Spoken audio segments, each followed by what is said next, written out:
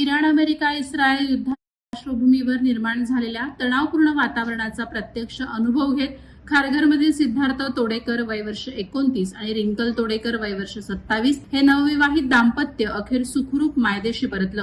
3 मार्च रोजी पहाटे 4:30 वाजता ते मुंबईत दाखल झालं.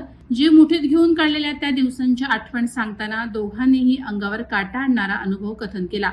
25 फेब्रुवारीला पर्यटनासाठी दुबईला गेलेलं हे दाम्पत्य अल बर्शा परिसरातील नोव्हेटेल दुबई अल बर्शा येथे थांबलं होतं. 28 फेब्रुवारी रोजी दुपारी सुमारे 3 वाजण्याच्या सुमारास दुबई मिरॅकल गार्डन येथे फिरत असताना आकाशात जोरदार स्फोटासारखा आवाज झाला.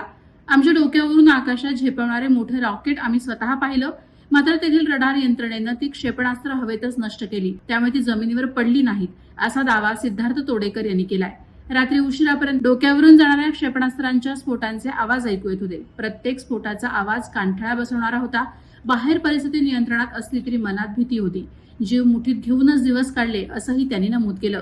युद्ध परिस्थितीमुळे परतीच्या प्रवासात अडथळे निर्माण झाले. अखेर 3 मार्चच्या रात्री इमिरेट्सच्या विमानानं उड्डाण घेतलं. पायलटने कमी उंचीवरून सुरक्षित हवाई मार्गाचा वापर करत विमान दिलं, असं सिद्धार्थ यांनी सांगितलं. पहाटे मुंबईत पोहोचताच दोघांनी सुटकेचा निश्वास सोडला. युद्धाच्या छायेत अनुभवलेले ते क्षण आयुष्यभर लक्षात राहतील, अशी भावना त्यांनी व्यक्त केली.